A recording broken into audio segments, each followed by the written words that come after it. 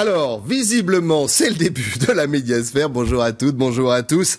Bonjour à toute l'équipe. Je vais vous les présenter de la com, du son, de l'image et des médias. Bien évidemment, J-1 pour Fillon. Et vous allez voir que c'est un jour compliqué. La réalité du réalité sur le terrain de la campagne. Hollande en banlieue, Hollande le grand frère. Et puis, petit clin d'œil à Donald Trump avec une grosse erreur de casting. Mais avant, on commence par ça. Alors, visiblement, le Barça, c'était quand même l'hommage à une institution qui, on l'a appris hier, va disparaître. On s'en souvient, en 2007, la campagne électorale, la campagne présidentielle s'était faite notamment dans le Grand Journal. Et puis voilà, hier, patatras, on le savait, le Grand Journal disparaît. On va écouter, on va regarder, se délecter, et on en parle juste après. Au revoir.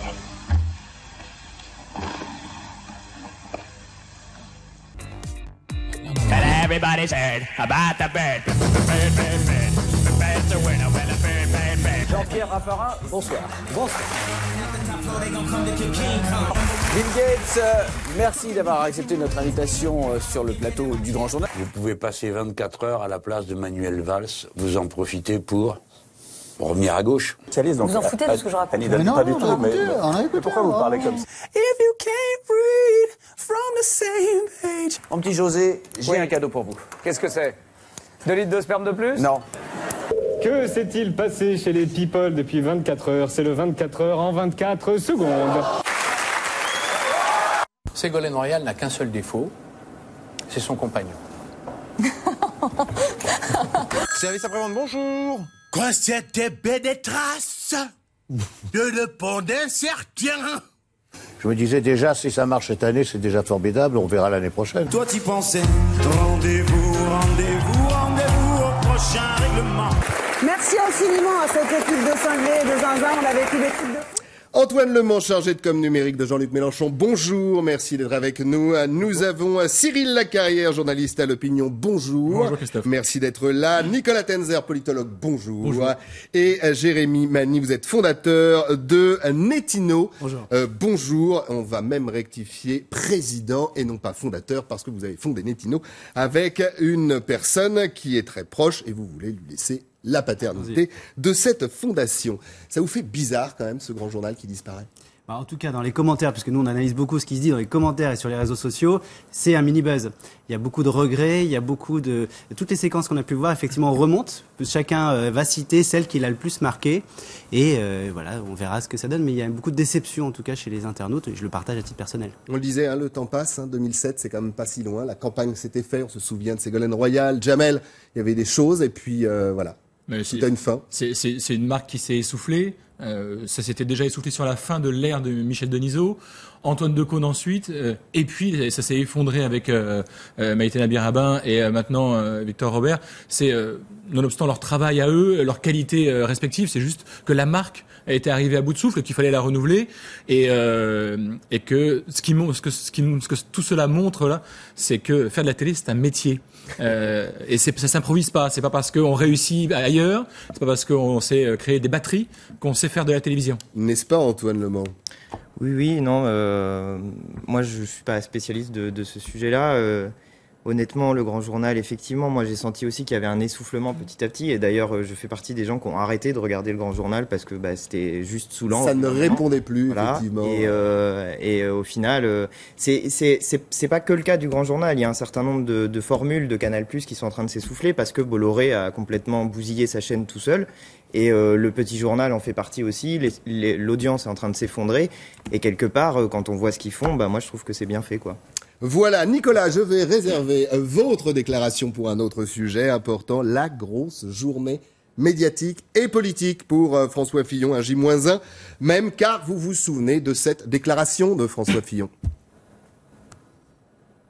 Je vous demande de tenir 15 jours et d'être solidaire. Ce matin, ça a donné quoi, notamment sur LCI? Ça a donné ça. François Fillon nous a dit il y a 15 jours, laissez-moi 15 jours, un moratoire de 15 jours qui se termine mercredi. Nous voulons qu'il prenne ses responsabilités parce que rien ne s'est amélioré. Je pense qu'il faut changer d'homme, il faut avoir le courage de le faire, le courage et l'honneur de le faire. Voilà qui est clair, les mots sont dits. Les mots sont dits, ils sont clairs, parce que de toute manière, on s'aperçoit que Fillon s'effondre de plus en plus. On ne voit pas de perspective raisonnable pour lui de remonter. Donc, d'une certaine manière, il n'a pas le choix. Mais le problème, c'est maintenant que le choix, qui doit le faire ? Je vous pose la question. Voilà, c'est-à-dire, est-ce que... Alors, vous ne faites pas partie du bureau, parce qu'il y a 3 rendez-vous de François Fillon. Je ne fais pas partie ni du parti, ni du bureau, d'ailleurs. Mais c'est vrai que qui va décider ? Le bureau national, les militants, c'est-à-dire les adhérents des Républicains. Enfin, d'ailleurs, il faudrait étendre aux partis frères, aux partis alliés. Est-ce que on va reprendre le numéro 2 de la primaire ? Aujourd'hui, personne n'est d'accord sur le numéro 2 avait dit non. Il avait dit non, mais enfin après, vous savez, les noms... Vous vous souvenez quand même de la semaine dernière, c'était le plan B, le plan Bérésina. Les noms peuvent venir des oui peuvent venir des non, donc il peut y avoir beaucoup de changements. Mais aujourd'hui, d'abord, il y a quelque chose de très technique, c'est qu'on est à peu près 2 mois et demi, même un tout petit peu moins, du premier tour de l'élection. Lancer une campagne avec un autre candidat, propulser une image, propulser une personne, un homme ou une femme, c'est extrêmement difficile techniquement. C'est-à-dire que le candidat... C'est un handicap, en tout cas. C'est un handicap absolument terrible. Un certain handicap ou un handicap certain. Oui, mais de ne pas le faire, ça fait quoi ? Mais ça veut dire qu'il n'y a pas le choix. C'est-à-dire, ne pas le faire, c'est terrible. Le faire, c'est aussi désastreux. Mais on se retrouve quand même dans une situation qui est invraisemblable. C'est-à-dire qu'il y a eu une primaire pour désigner un candidat sur la base d'un programme extrêmement libéral. Donc les gens ont choisi un programme extrêmement libéral. Ils se retrouvent avec François Fillon qui... a mené sa campagne sur, en gros, les mains propres, quoi. Imagine-t-on De Gaulle mis en examen, etc. Il se retrouve lui-même dans une situation qui me semble intenable et qui... Avec un rendez-vous judiciaire, normalement, pour... Voilà. Allez, on va dire début de la semaine prochaine. Voilà, il a dit lui-même que s'il était mis en examen, il renoncerait. Donc on se retrouve avec la droite qui a son premier qui est arrivé à la primaire, qui est au milieu des affaires. Le deuxième, il a déjà été condamné. Le troisième, il est, je crois, mis en examen, si mes souvenirs sont bons. Donc, je veux dire, c'est pas que un effet de personne, c'est un effet de système, c'est un effet de la Ve République. Et nous, justement, ce qu'on propose, c'est d'en sortir, d'en changer et de passer à une 6e République.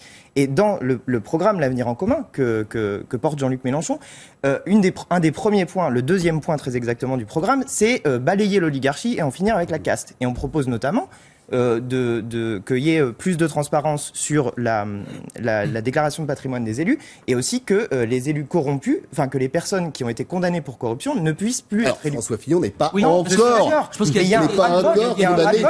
mis en examen. Oui, je suis d'accord, mais il y a un ras-le-bol qui est réel dans le pays autour de ça. Oui. Et je pense qu'il faut une sortie par le haut de ça. Alors, je vous entends. On va déjà essayer de voir du côté de chez Fillon comment on peut s'en sortir, du côté des Républicains comment on peut s'en sortir. Oui. Est-ce qu'on peut s'en sortir parce que des journées de crise comme celle d'aujourd'hui, et puis encore une fois, demain tombe le coup près du fameux 15 jours demandé par François Fillon, ils font quoi ? Parce qu'on ne va pas multiplier les journées de crise par journée de crise, il reste 68 jours. De toute façon, je crois que François Fillon n'a nullement l'intention de renoncer. Mais il l'a redit hier. Voilà. Le train de la campagne ira jusqu'au bout. Oui, sauf s'il est mis en examen. Et là encore, il l'a dit sur le plateau de TF1, donc il renoncera uniquement s'il est mis en examen. Mais autrement, je ne vois aucun organisme au sein des Républicains en mesure de lui enlever son investiture. Il l'a d'ailleurs dit très clairement lors de sa conférence de presse, en utilisant une formule assez maligne en disant je ne suis le candidat d'aucun parti. Factuellement pas vrai. Oui. Néanmoins, cela veut dire que ce n'est pas au Conseil national des Républicains de lui enlever la légitimité que lui a donné le vote de la primaire. C'est là-dessus que repose la force aujourd'hui de François Fillon. C'est la force ou la faiblesse ? La force, c'est sa vraie force, c'est ça. J'allais dire presque, c'est sa seule force aujourd'hui. Mais c'est son énorme légitimité, c'est que des gens massivement ont voté pour lui, l'ont choisi. Pardon ? C'était avant de savoir tout ça. C'était avant, bien sûr. Mais ça veut dire qu'il n'y a pas un organe de parti qui peut lui retirer ça. Mais peut-être que les internautes et les Français et autres... Alors justement, on va y revenir dans quelques instants. On laisse l'essentiel de l'info passer, puis on va voir si justement, face à la pression, mais pas forcément la pression politique de son camp, François Fillon peut ou doit jeter l'éponge. À tout de suite. La médiasphère suite, et la suite, c'est bien évidemment cette journée noire, J-1, les fameux 15 jours pour François Fillon. On en débattait, vous l'avez suivi dans les journaux, il y avait un dîner hier au Bourbon, pas loin de l'Assemblée nationale, le dîner des frondeurs, et à la sortie, les mots, encore les mots, toujours les mêmes mots. Écoutez. Nous avons fait le constat que nous ne pouvons plus faire campagne sur le terrain. Donc la situation est d'une gravité extrême, et nous le dirons demain à François Fillon pour qu'il prenne ses responsabilités. Et nous souhaitons qu'une décision soit prise pas par lui uniquement tout seul, mais toute notre famille politique, à commencer par le bureau politique qui est légitime pour prendre une décision, pour retrouver la confiance de notre pays. Alors, le fameux bureau politique légitime, pourquoi? Pour dire à Fillon, stop, on arrête, ou on continue? Le bureau politique n'est pas plus légitime que le Conseil national, que les adhérents, que ceux qui ont voté à la primaire. Ce qui est assez extraordinaire, c'est que vous me dites depuis tout à l'heure qu'en fin de compte, il n'y a aucune instance légitime chez les Républicains pour dire stop à François Fillon. C'est sans précédent, oui, il n'y a aucune instance. Pourquoi? Parce que le bureau politique, il est plutôt sarkozyste. Le Conseil national, il est assez proche de Laurent Wauquiez. Les militants, ils sont plutôt sarkozystes. Il faut voir qu'il y a aussi énormément de tensions internes. D'ailleurs, il fallait voir quand même le débat de la primaire, on l'a peut-être oublié. C'était quand même la guerre. S'il y avait une tension beaucoup plus forte que d'ailleurs que dans les primaires socialistes entre les uns et les autres. Aujourd'hui, la seule solution, mais apparemment ils ne semblent pas prêts, ce serait que François Fillon dise lui-même, voilà, je me retire et je pense que X soit le meilleur à même de me remplacer. Mais s'il ne fait pas ça, je ne vois aucune procédure au sein de C'est ça qui est intéressant quand même, c'est pourquoi François Fillon ne se retire pas. Il y a effectivement ce qu'il a dit, c'est une chose, mais il y a l'opinion publique. Il y a à un moment donné cette réflexion, je vais faire perdre mon camp. Encore ce matin, sondage de personnalité, Fillon dégringole. Il y a un précédent quand même. Avec Jean-François Copé, quand il se battait pour la présidence de l'UMP, ils ont détruit le parti pendant quelques années. Ils étaient tous les deux en train d'amener tout leur camp au suicide. Aucun des deux n'a freiné avant le ravin. Donc on voit qu'il a quand même cette tendance. Certains ont accéléré. Ouais, parfois. Donc il a tendance un peu à aller jusqu'à ce côté jusqu'au boutiste. Et ça engendre d'ailleurs chez beaucoup de gens, moi, ce que je peux lire sur les réseaux sociaux et dans les commentaires, une sorte de côté désabusé. C'est-à-dire de toute façon. Est-ce qu'il y a des solutions sur les réseaux sociaux? Allez. On va essayer de se tourner vers des instances qui réfléchissent. Vous voyez ça, vous aussi, même si vous êtes chez Mélenchon, il doit bien y avoir quand même des gens qui donnent des conseils. Monsieur Fillon non, au contraire, de ce côté-là, il se régale. Hein, non, mais même, il peut y avoir une réflexion intelligente même quand on se régale. Monsieur Fillon, il a été choisi à l'issue d'une primaire qui était une primaire ouverte de la droite et du centre. De la droite que du centre, mais de la droite et du centre, admettons. De fait, c'est ce que disait tout à l'heure Cyril, je crois, il n'y a pas d'instance légitime désormais. Qu'est-ce qui serait plus légitime qu'un vote populaire par rapport au cadre qui a été choisi par la droite pour faire ça? Ils ont choisi... un référendum en urgence chez les Républicains? Si Fillon est viré par le Conseil, je sais pas quoi, national. Le Conseil national des Républicains... que vont dire les gens qui sont du centre, par exemple, et qui ont voté pour Monsieur Fillon? Alors, est-ce que du coup, ils vont présenter à leur tour un candidat? Comment ça se passe? Il n'y a pas d'instance légitime. On oublie quand même qu'à cette primaire républicaine, il y a beaucoup de gens de gauche qui ont aussi voté, notamment au premier tour, pour éliminer un certain Nicolas Sarkozy. Il y a beaucoup de gens de gauche qui ont voté Fillon. Éliminer un certain Fillon aussi, d'ailleurs. Mais quand même, mais il faut voir aussi que Anne Leval, qui est la présidente de la haute autorité de la primaire, a dit clairement qu'aujourd'hui, de toute manière, réorganiser une primaire dans ces délais-là, c'est impossible techniquement. Impossible techniquement. Donc ça, il faut l'oublier. Et on sait bien que si elle avait lieu réellement, les résultats seraient très clairement différents aujourd'hui, parce qu'un grand nombre de gens qui ont voté Fillon lors de première ou du deuxième tour ne le referaient plus aujourd'hui. Donc on est dans une impasse clairement là. Mais il va y avoir en plus un problème de parrainage, c'est-à-dire qu'à un moment donné, il va falloir quand même... ils le reporteront. Ils vont reporter quoi jusqu'au présidentiel à ce moment-là? Parce que imaginons que tout arrive. On va avoir ses parrainages de toute façon. Oui, voilà. Mais bien évidemment, mais imaginez que le calendrier judiciaire lui joue un tour, qu'il soit mis en examen et donc il se retire. Alors, il va y avoir des parrainages, on ne pourra pas revenir dessus pour un candidat qui n'existera plus. Oui, mais alors attendez, là il y a une disposition dans la Constitution qui est parfaitement claire, c'est que si dans les 3 semaines qui précèdent l'élection, il y a un candidat pour des raisons de force majeure qui se trouve être empêché, dans ce cas-là, le Conseil constitutionnel peut, donc c'est une faculté, ce n'est pas une obligation, peut décider de reporter l'élection présidentielle.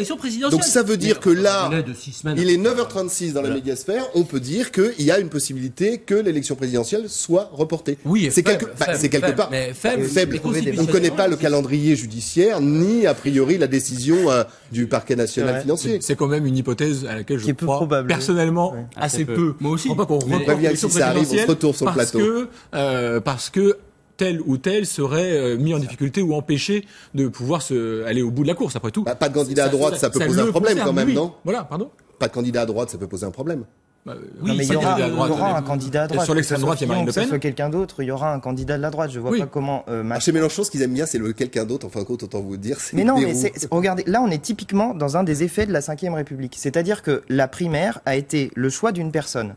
Ouais. On a choisi une personne. Et ça bloque tout. Ça veut dire que maintenant, s'il vire Fillon, il déjuge quoi? Il déjuge la personne, il déjuge le programme, il déjuge le programme libéral sur lequel il a été élu. Qu'est-ce que ça veut dire si Fillon arrête? Ça veut dire qu'il faut un autre programme, qu'il faut juste une autre personne. Alors du coup, on le remplace par n'importe qui tant qu'il porte le même programme, ou alors on le remplace par une autre personne dont on estime que dans les sondages, elle va être capable de gagner, mais qui a un programme totalement différent. Oui, vous vous rendez compte de la situation? On est dans un truc aberrant. À gauche comme à droite, que ce soit le Parti socialiste ou que ce soit les Républicains, c'est qu'à l'intérieur des différentes franges de ce parti, vous avez des visions du monde, des programmes qui sont complètement antinomiques, totalement, des deux côtés. Mais quand vous entendez ces députés ou ces sénateurs qui parlent de terrain, on va parler d'ailleurs de terrain et de la difficulté de campagne, justement. Oui. Il y a un vrai problème, c'est que le décalage entre ce qui fait dans la sphère médiatique, ce qui nous fait plaisir en annonçant des journées catastrophiques, des journées de tous les dangers, et la réalité. Il y a des gens, quand vous entendez les sénateurs, les députés qui disent on peut plus aller tracter, vous savez ce que c'est, vous? Non, moi, honnêtement, il n'y a pas d'endroit où on peut pas aller tracter. Mais vous non, mais vous savez ce que c'est que de tracter et de se faire insulter ou de se faire... Oui, mais... Ça a toujours, il est toujours arrivé quand vous tractiez, je sais pas qui sur ce plateau a déjà tracté, mais que les gens soient pas d'accord avec vous. C'est normal, c'est ça. Il y en a beaucoup qui sont pas d'accord. Non, attendez, il y a des gens qui sont pas d'accord. Que sur les réseaux sociaux, c'est aussi sur les marchés. Il y a une tension, les gens sont tendus et ça amène très rapidement à l'agressivité. Mais sur les réseaux sociaux, les gens sont quoi? Sont déçus, sont tristes, sont dégoûtés, soit très énervés, très en colère, avec des insultes envers l'ensemble de la classe politique, y compris Jean-Luc Mélenchon, qui est souvent mis, on l'a vu même chez les cheminots, dans le même lot. Non, là vous prenez franchement, l'exemple. Faut pas le nier. Il y a quand même beaucoup de gens qui considèrent que de la gauche de l'extrême gauche à l'extrême droite, c'est tous les mêmes, entre guillemets. Je ne fais que répéter ce qu'on peut lire. Les réseaux sociaux, en même temps, les réseaux sociaux, ça ne représente ajoutez aussi les journalistes, parce que visiblement là, il y a un gros pourri. Il n'y a pas les juges, mais les réseaux sociaux, ce n'est jamais qu'une infime partie aussi des Français. Moi, je suis un grand adepte de Twitter, bien sûr, et beaucoup d'entre vous aussi, etc. Mais il faut bien voir que la grande majorité, l'énorme majorité des Français ne sont pas sur Twitter, ne suivent pas régulièrement. Pas sur Twitter, non, mais sur Facebook. Oui, mais pas une majorité. 90% des Français qui sont connectés à Internet, on ne peut pas complètement nier ça.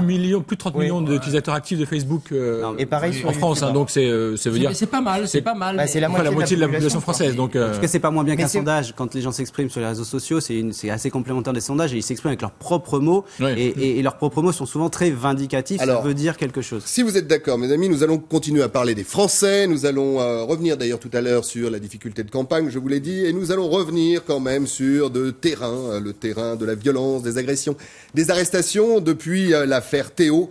Réveil tardif, on peut le dire, de l'exécutif, voire très tardif pour le ministre de l'Intérieur. Elle est loin, l'heure du soutien sans faille aux forces de police. Écoutez Bruno Le Roux.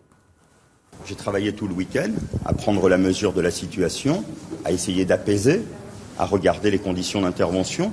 Et donc, je crois que ceux qui parlent trop rapidement dans ces moments s'expriment toujours à mauvais escient, sans chercher le point d'équilibre. Voilà, du coup, aujourd'hui, et tout le monde va en banlieue. Bruno Le Roux sera à Sarcelles et le grand frère, François Hollande, sera lui à Aubervilliers. Ça fait un peu amateur quand même, cette précipitation de la journée, et que visiblement... Théo, c'est une affaire, bien évidemment, grave, mais les banlieues, la flambée, ce que l'on voit depuis quelques jours, qui s'invite dans la campagne. Et on a même senti, pour tout dire, dans les médias, une certaine frilosité à en faire trop. Vous sentez que c'est le sujet où il ne fallait pas aller ?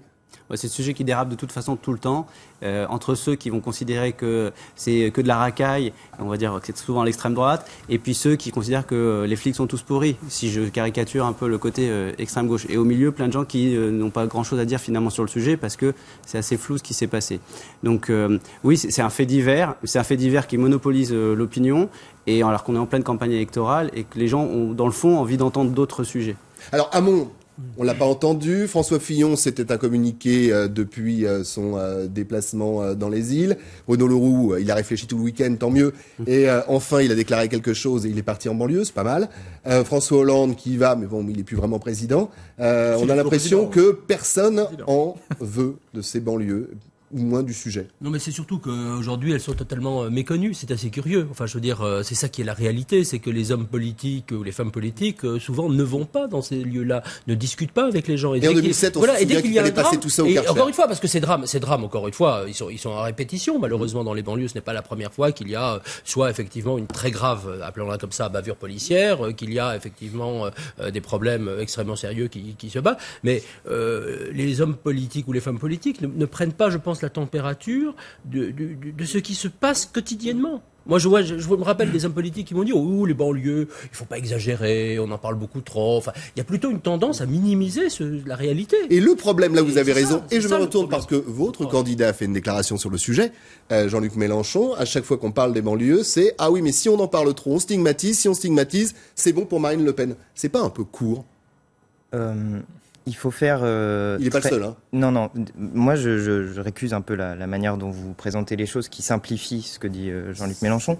Il faut faire très... Non, vraiment, là, c'est un sujet très sérieux. Il faut faire très attention à ce qu'on dit sur ce sujet. Ah, mais on est bien d'accord. On n'a pas une fissure... Je disais que c'est justement très restrictif de dire qu'à chaque fois, c'est le bon grain pour le Front National. Non. Commençons par dire qu'on n'a pas une fissure dans l'anus de 10 cm par accident. Je suis désolé, je vois pas comment c'est possible. Commençons par dire ça. Donc, il y a eu un problème policier qui doit être réglé. Il y a une enquête qui est faite et il faut laisser la justice faire son travail. Mais je trouve moi, je suis scandalisé par le fait qu'on puisse penser qu'il s'agit d'un accident. Mais bon, laissons d'abord. Pas grand monde qui croit ça. Non, il n'y a pas grand monde. Les gens qui s'expriment, en tout cas, je pense personne n'est dupe. Il y a un des policiers qui est mis en examen pour viol, d'ailleurs. Donc, oui, et voilà, ça me semble légitime. Oui, bien sûr. Voilà. Donc, commençons par dire qu'il y a eu quelque chose qui a été problématique. Ensuite, la police républicaine dans notre pays, je pense, elle-même est choquée par cet acte. L'essentiel des policiers de notre pays sont choqués par ce qui s'est passé là-bas. Et il y a dans la police... Oui, on a le sentiment que il y a une espèce de coup de balance. Souvenez-vous, il y a encore quelques temps, quand il y a eu... l'attentat au Louvre, la police, cette police républicaine, mais c'est normal, c'est c'est une seule et même chose. Les gens sont attachés à la police républicaine. Et je récuse un peu ce que quand vous mettez dans le même sac tout le monde, que vous dites l'extrême gauche n'aime pas la police. Ah non, on n'a pas dit ça. Moi, je n'ai absolument pas dit ça. J'ai dit que le problème des banlieues aujourd'hui, et notamment là depuis, on va dire 48 heures, c'est qu'à chaque fois qu'on parle des banlieues, du problème des banlieues, des flambées des banlieues, des exactions, on dit c'est pour faire, si jamais on en parle, le terrain du Front National. Il y a peut-être autre chose quand même. Oui, mais regardez tous les termes que vous accolez au mot banlieue. Flambée, explosion. Je dis depuis 48 heures, c'est ce qui se passe. Depuis 40... Non, c'est pas ce qui se passe. Il y a des gens qui font monter la tension dans les banlieues. Ça, oui, d'accord. Et ils sont, à mon sens, parfois des deux côtés. Mais il y a des gens qui ont manifesté pacifiquement pour dire qu'ils en avaient ras-le-bol de ce genre de pratique. Parce que l'affaire Théo, on parle de l'affaire Théo aujourd'hui, mais c'est pas un cas isolé. C'est pas un cas isolé. Il y a eu plusieurs affaires d'attouchement contre des personnes qui ont été arrêtées. On parle de l'affaire Théo parce que l'arrestation arbitraire et de violence faite également sur. Ce n'est pas un cas isolé. Le contrôle au faciès, c'est un problème dont on ne parle jamais non plus. Donc vous avez à un moment donné une situation qui est critique et où on ne peut pas se permettre de la traiter en mettant tout le monde dans le même sac en disant qu'il y a une flambée des banlieues. Non, il y a des gens qui sont en train méthodiquement de profiter de la situation. Et par ailleurs, vous avez des gens qui ont manifesté pacifiquement à Bobigny, ils étaient plus de 3000, pour dire que ça suffit, ce genre de pratique. Et ils ont raison. Que les hommes politiques n'ont pas, les hommes et femmes politiques n'ont rien à gagner à entrer sur ce terrain-là. C'est ça le problème. Parce que d'un côté, on donne l'impression de prendre Mais si, là on parle de gain électoral, là on est en pleine campagne. On est en pleine campagne. On parle pragmatique, on est pragmatique, on parle de gain électoral, de voix. On s'attaque à la police d'un côté, c'est jamais bon à 2 mois de l'élection présidentielle, et se mettre à dos la banlieue, c'est jamais bon non plus. Sauf quand on s'appelle Nicolas Sarkozy, parce qu'on a un électorat qui est de toute façon très ancré à droite et qui quelque part verra en Nicolas Sarkozy le côté je vais nettoyer la banlieue, ça plaisait. Donc ce positionnement marketing dans la politique, il passait bien. Mais aujourd'hui, à part Marine Le Pen qui s'est clairement positionnée pour la police, personne n'ose prendre ce positionnement-là. Non, et puis de manière générale, ce matin. Non, mais je veux dire aussi sur l'histoire de Dolnay, c'est-à-dire qu'on a montré effectivement ce qui était inadmissible, c'est clair, je veux dire les voitures incendiées de vos collègues de RTL. Regardez les images, mais on a eu aussi des gens qui ont nettoyé la ville, qui ont entretenu la ville, qui ont manifesté, comme vous l'avez dit, effectivement pacifiquement. Et je pense que c'est aussi cette image image-là. Sur la police, c'est la même chose. On a un certain nombre de ripoux, de gens effectivement qui ont un comportement inadmissible, qui doit être condamné sévèrement.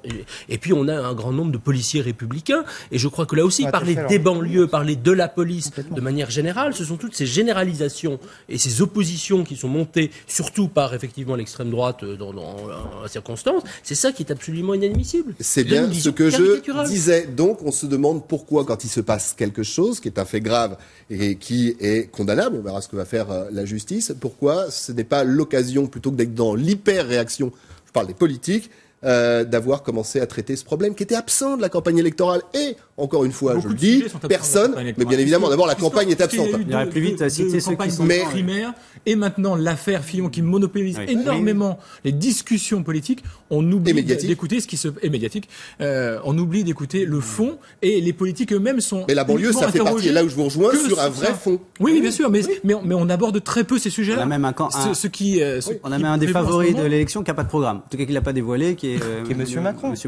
Mais c'est pas que sur la banlieue. On a un vrai problème de débat. On a un vrai problème de débat de fond aujourd'hui dans cette campagne, qui a été encore une fois cannibalisé par les deux campagnes de primaire et maintenant par l'affaire Fillon. Il faut absolument que le fond arrive à ressurgir, j'allais dire. Mais est-ce qu'il va ressurgir? J'ai toujours l'habitude, et c'est peut-être condamnable, j'en sais rien, vous me le direz, de parler de cette campagne, et notamment des primaires, comme de la télé-réalité. C'est-à-dire qu'on zappe, on vire de candidats, on reprend un thème, mais on ne rentre pas dans le fond. Alors, on a l'impression que cette campagne... Tiens, on va vous passer une séquence, d'ailleurs. On va parler de la campagne, qui est une campagne médiatique, et de la campagne de terrain, et de la difficulté de la campagne de terrain. Regardez. Bon, alors là, normalement, à ce moment-là de l'émission, il y a plusieurs extraits vidéo de politique sur le terrain. Mais pour une raison que j'ignore, France Télévisions a bloqué une partie de ce contenu. En fait, ce mécanisme de blocage, c'est un truc automatique sur YouTube, c'est ce qu'on appelle le Content ID. Et si vous voulez en savoir plus sur ce point, je vous invite à regarder une vidéo de Dani Caligula qui explique très bien ce que c'est. Je vous mets le lien dans la description si vous voulez aller plus loin sur ce sujet. En attendant, du coup, je ne peux pas mettre en ligne la vidéo telle qu'elle s'est passée dans l'émission. Donc je vais vous décrire les extraits concernés afin de pouvoir mettre en ligne cette vidéo et puis qu'on passe à la suite, quoi. Alors le premier extrait, c'est un extrait de Jean-Luc Mélenchon avec un cheminot où le cheminot agresse un peu Jean-Luc et lui dit vous êtes tous les mêmes, vous êtes tous nuls, vous nous avez mis dans la merde, etc. Et Jean-Luc répond en gros c'est pas vrai, pourquoi tu me dis ça à moi? C'est la droite qui vous a foutu dans la merde, c'est le PS. Et l'extrait est coupé à ce moment-là. Ensuite, il y a un deuxième extrait de Marine Le Pen sur France 2 où une dame étrangère mais qui travaille en France lui dit que ces mesures à Marine Le Pen vont la mettre, elle, en difficulté. Et ses enfants aussi, ses enfants qui sont français, vont être en difficulté à cause des mesures que propose Marine Le Pen et notamment de la priorité nationale. Ensuite, un troisième extrait, c'est un citoyen qui dit à Emmanuel Macron qu'il fait partie du système. Et Macron qui répond mais justement le système je veux le changer et c'est pour ça qu'il faut que j'entre dans le système. Donc le type lui répond un peu genre tu mettais un produit du système Macron, enfin voilà, et Macron est un peu en difficulté, il sait pas trop comment se dépatouiller et on comprend bien pourquoi. Et enfin un dernier extrait où c'est plusieurs citoyens je crois qui disent à François Fillon escroc, rembourse ta dette, Fillon voleur, démission, et ensuite le mec est plaqué au sol, et depuis le sol, il dit 800 000 balles pour que Pénélope aille acheter du pain à la boulangerie, enfoiré. Voilà, donc c'est un moment assez étrange, et la vidéo finit par « merci beaucoup ». Alors je sais pas qui dit merci beaucoup dans cette situation, mais moi ça m'a bien fait rire. Voilà, on continue avec l'émission telle qu'elle s'est déroulée ensuite. Et oui, il y a campagne médiatique et il y a campagne de terrain. Et là, parfois, ça coince un peu, même souvent. C'est peut-être aussi pour ça qu'on essaye de pas aller trop, et on en parlait avant, en banlieue ou sur le terrain. C'est difficile. Je pense c'est difficile, mais c'est normal. Je veux dire, c'est le rôle aussi des politiques d'aller sur le terrain, de discuter avec les gens. Avec les Français. Et si possible, je veux dire, parce que là, il y a comme des séquences avec des caméras. Mais cela dit, il n'y a pas toujours des caméras. Les Français le regrettent sur les réseaux sociaux, le fait de ne pas avoir ces politiques au touche-main. En tout cas, il y a un petit paradoxe, c'est qu'ils vont tous sur les réseaux sociaux, créer leur chaîne YouTube et autres, donc ça donne un sentiment de proximité avec le peuple. Et à côté de ça, effectivement, ils sont nombreux à regarder les débats à la télévision. Ils sont cachés derrière l'écran. Donc, oui, le côté terrain. Alors, outre quelques séquences qui sont un peu médiatisées, parce que parfois on n'a que 2-3 dizaines de personnes qui donnent l'impression d'une foule, qui vont comme le déplacement là, François Fillon. Vous étiez une cinquantaine à avoir pollué ces 3 jours. Mais qui sont souvent très militants et très encartés dans tel ou tel parti. Donc c'est très organisé tout ça. Mais oui, ce côté fond, aller discuter sur les marchés. Certains le regrettent, d'autres sont très contents de pouvoir échanger en direct avec eux sur Twitter, parfois avoir des réponses sur Facebook quand ils s'adressent à eux via les réseaux sociaux. Ça reste quand même un lien direct. Le passage sur le terrain est quelque chose de très organisé aussi, en plus de très compliqué pour pouvoir avoir une vraie discussion, un vrai échange avec des gens, puisque de toute façon les candidats aujourd'hui sont tous accompagnés d'une nuée de journalistes qui font évidemment leur travail. Et pendant qu'on parle, vous voyez en direct le président de la République à Aubervilliers, justement. Mais vous voyez bien, comment voulez-vous qu'il y ait un échange? Là, effectivement, c'est plutôt, on reconnaît Myriam El Khomri, le chevet des élus plutôt que des habitants. Quand on voit ça, comment voulez-vous qu'il y ait un échange sincère, apaisé, serein avec la population, alors que le président, mais là il a la sécurité autour de lui, mais n'importe quel candidat est accompagné d'une équipe, et puis même encore une fois de caméras, de radio, enfin de journalistes de presse écrite. Il y a plein de monde autour. Ça rend extrêmement compliqué le fait d'aller sur le terrain pour quelque chose de sincère. Ça veut dire que c'est fini aujourd'hui la campagne de terrain? Non, c'est que c'est plus compliqué. Alors, d'abord, je veux revenir sur les images que vous Allez-y, il nous reste une minute, donc revenez court. D'accord, je reviens sur les images que vous avez montrées. Vous avez coupé l'extrait juste après l'altercation entre Jean-Luc Mélenchon et le cheminot. Les gens applaudissent. Les gens qui sont autour applaudissent. Bon, c'est une question de temps, c'est pas une volonté, parce qu'il faut qu'on monte, parce que la séquence avec Marine Le Pen est riche d'enseignements aussi. Ça change la lecture des choses. Ça veut dire que les gens qui sont présents sont d'accord avec ce que dit Jean-Luc Mélenchon à ce moment-là. C'est bien le PS et la droite qui les a foutus dans la merde. C'est ce qu'il dit, et les gens sont d'accord. C'est une lecture. Ça, c'est un problème. Beaucoup de gens qui entourent Jean-Luc Mélenchon à ce moment-là. Enfin, non, il est allé voir. Reparlez-moi du terrain. Donc, sur le terrain, je suis désolé, j'ai pas l'impression que Jean-Luc Mélenchon ait des difficultés à se rendre sur le terrain. J'ai l'impression que François Fillon a des difficultés à se rendre sur le terrain. C'est assez normal, chaque fois qu'il va quelque part, il se fait recevoir avec des casseroles et avec des casseroles. Il y a un certain nombre de personnes, effectivement, qui ont des difficultés. Monsieur Macron, c'est pas un cas isolé. Ce qu'on a vu tout à l'heure, c'est pas un cas isolé. Il y avait une femme qui lui avait dit, vous savez pas ce que c'est que de vous lever à 5h du matin pour toucher un SMIC. Il est en déconnexion par rapport à la population. Il n'y a aucun candidat qui sait ça. Mais si. Non, Jean-Luc Mélenchon s'est jamais levé à 5h du matin pour gagner le SMIC. Non. Non plus, personne en fait. Aucun des candidats à la présidentielle. Si peut-être Philippe Poutou ou Nathalie Arthaud, mais en l'occurrence, sinon aucun des. Mais regardez la biographie de Jean-Luc Mélenchon et vous verrez que. Allez, rendez-vous avec Jean-Luc Mélenchon à 5h du matin, je ne sais pas où, je vous le promets, on sera là et nos caméras. C'est la question. C'est aussi vouloir changer la situation. Monsieur, je suis désolé, Monsieur Macron, il n'a pas l'intention de changer cette situation-là. Les gens, ils réagissent aussi à partir du programme. Vous savez quoi? On verra quand Monsieur Macron nous aura présenté le début de son programme et on en parlera ici dans la médiasphère. Voilà, j'espère que ce que j'ai dit dans cette émission vous a plu. Si c'est le cas, je vous invite à partager cette vidéo sur les réseaux sociaux.